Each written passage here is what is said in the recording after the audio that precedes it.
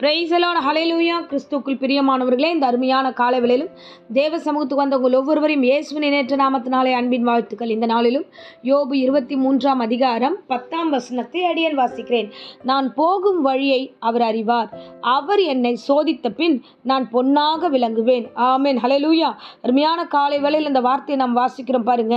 யோபு விதமாய் சொல்லுகிறார், நான் போகும் வழியை கர்த்தர் அறிவார், என் தேவன் அறிவார், என்னை உண்டாக்கினவர் அறிவார். அந்த வழியில் நான் எப்படி நடக்கிறேன், எவ்வளோ தேவனுக்கு உண்மையாக இருக்கிறேன் என்பதெல்லாம் அவர் அறிந்து என்னை சோதித்து பார்த்ததுக்கப்புறம் பொன்னாக நான் விளங்குவேன் என்று தன்னை குறித்து அவர் அருமையான சாட்சி இந்த காலை வேளையில் சொல்லுகிறார். பாருங்களேன், இந்த இடத்துல பார்த்தீங்கன்னா அவருக்கு நேரிட்ட உபத்திரவங்க இந்த பூமியில் வேறு யாருக்குமே நேரிட முடியாது. யோபுடைய நிலைமையை பார்த்தோம்னா எல்லா ஆசீர்வாதமும் இழந்து போகிறது. குடும்பங்களில் பார்த்தீங்கன்னா எல்லாராலும் வெறுக்கப்படுகிறார். பிள்ளைகள் மரித்து போகிறார்கள், மனைவியால் வெறுக்கப்படுகிறார், சொத்துக்கள் எல்லாம் அழிந்து போகிறது. அப்போ ஒன்றும் இல்லாமல் நிர்கதியாய் சரீரத்தில் போராடி கொண்டிருக்கிற, வியாதியோடு போராடி கொண்டிருக்கிற அந்த சூழ்நிலையில் அவர் சொல்லுகிறார், நான் போற வழி என்னன்னு அவர் அறிவாரு. அது அறிந்தது மாத்திரமில்லை, அவர் என்னை சோதித்த பின்பு நான் எப்படி இருப்பேன் தெரியுமா, பொன்னாய் விளங்குவேன், என்னை ஆசீர்வதிக்கிற தேவன் என்னோடு இருப்பார் என்பதை அவர் விசுவாசித்தார். ஆமென், ஹல்லேலூயா.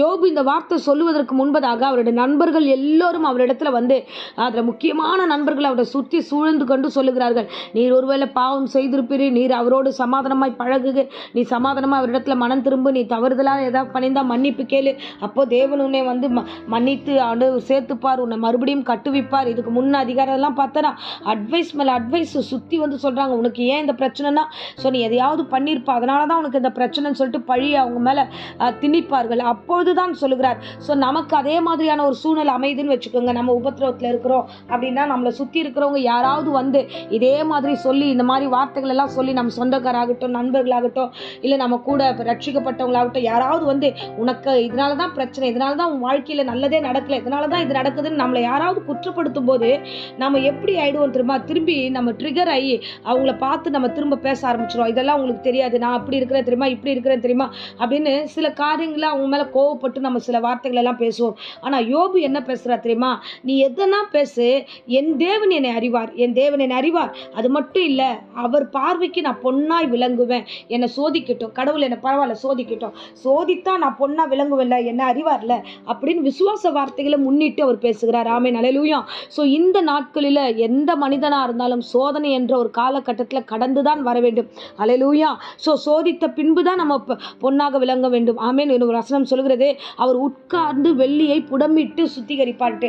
உட்கார்ந்து ஆண்டவர் இந்த பிள்ளையை தரமுள்ள பிள்ளைகளாய், ஆசீர்வாதம் பிள்ளைகளாய், தகுதியான பிள்ளைகளாய் மாற்ற வேண்டும் என்று ஆண்டவர் விரும்புகிறார். ஆமென். சில நேரங்களில் கர்த்தர் அனுமதித்திருக்கிற சோதனைகள் எல்லாமே நம்மை சாட்சியாய் உலகத்துக்கு காண்பிக்கிறதா. இப்போ யோபுக்கு நடந்த சோதனை பார்த்தீங்கன்னா கடைசியில் அவர் இரட்டத்தனையான ஆசீர்வாதங்கள் பெற்றுக்கொண்டார். அதை யாரும் பேசுறதே இல்லை. அந்த ஆசீர்வாதம் வந்த பொழுது அவர் எவ்வளோ மனமகிழ்ச்சியாக இருந்தார்.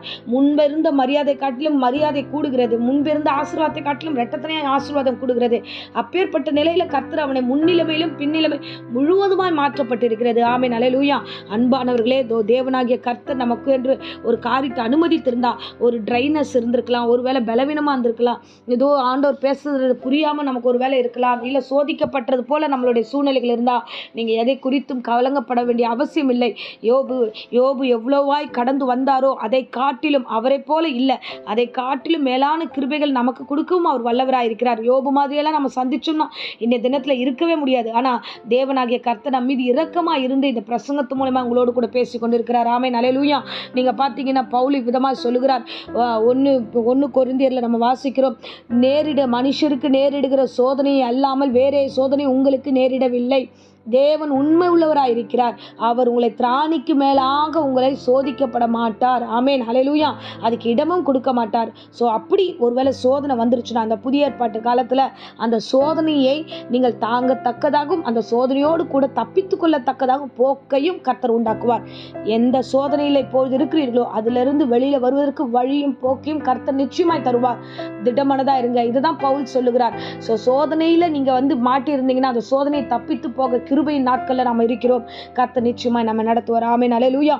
ஆகையால் நம்முடைய ஆவிக்குரிய வாழ்க்கை எப்படி இருக்கணும்னு தேவன் விரும்புகிறார்னா, யோபு பேசின இந்த வார்த்தையின்படி, நான் என்னானாலும் சரி என்னை கர்த்தர் அறிவார், அவர் என்னை சோதித்த பின்பு நான் பொன்னாக விளங்குவேன் என்ற சாட்சியாய் நாம் சொல்லுவோம் என்று கர்த்தர் எதிர்பார்க்கிறார்.